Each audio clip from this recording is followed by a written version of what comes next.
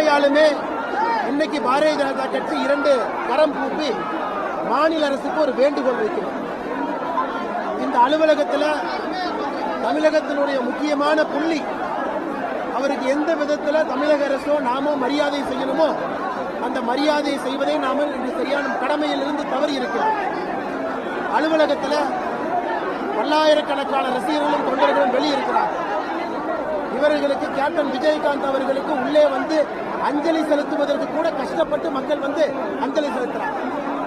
தமிழகத்திலிருந்து எல்லா பகுதிகளிலும் கூட தேமுதிகவுடைய கட்சி நிர்வாகிகளும் அவருடைய ரசிகர்களும் வந்துட்டு இருக்காங்க.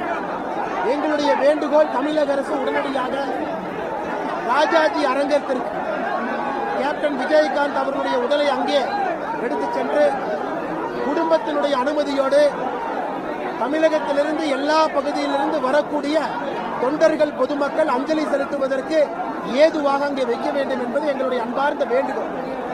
நாளை பெரிய அளவில் கூட்டம் வர இருக்கு. ஏதாவது அசம்பாதம் ஆயிடுச்சுன்னா ரொம்ப தவறா போயிடும். நம்முடைய முதலமைச்சர் மாண்புமிகு மு.க. ஸ்டாலின் அவர்கள் உடனடியாக இதை பரிசீலனை செய்து ராஜாஜி அரங்கத்தில் பொதுமக்களுடைய பார்வைக்கு வைப்பதற்கு அரசு முடிவெடுத்து அறிவிக்க வேண்டும். அதே போல கேப்டன் விஜயகாந்த் அவர்களை பொறுத்தவரை எதிர்க்கட்சி தலைவர் என்பதை தாண்டி, நடிகர் என்பதை தாண்டி தமிழக மக்களுடைய மனதில் இருக்கக்கூடிய ஒரு பெரிய தலைவர். அவருக்கு அரசு மரியாதையோடு ஒரு மணிமண்டபம் கட்டப்பட்டு அரசு கொடுக்கக்கூடிய இடத்துல காலம் காலத்திற்கும் கூட எல்லோரும் வந்து பார்ப்பதற்கு ஏதுவாக அரசு வேகமாக ஒரு நிலத்தை ஒதுக்கீடு செய்து அதிலே மணிமண்டபம் கட்டுவதற்கு முன்வர வேண்டும் என்பதும் கூட பாரதிய ஜனதா கட்சியுடைய கோரிக்கை. நாளை நம்முடைய மத்திய அரசின் சார்பாக, கட்சியின் சார்பாக மூத்த அமைச்சர்கள் வர இருக்கின்றார்கள் அஞ்சலி செலுத்துவதற்கு. இந்த நேரத்தில் இந்த ஒரு வேண்டுகோளை மட்டும் வைக்கிறோம். உடனடியாக ராஜாஜி அரங்கத்திற்கு கேப்டன் அவர்களுடைய உடலை எடுத்துச் செல்ல வேண்டும். நிலைமை ரொம்ப மோசமா இருக்கு, ரொம்ப தவறா போயிடும்.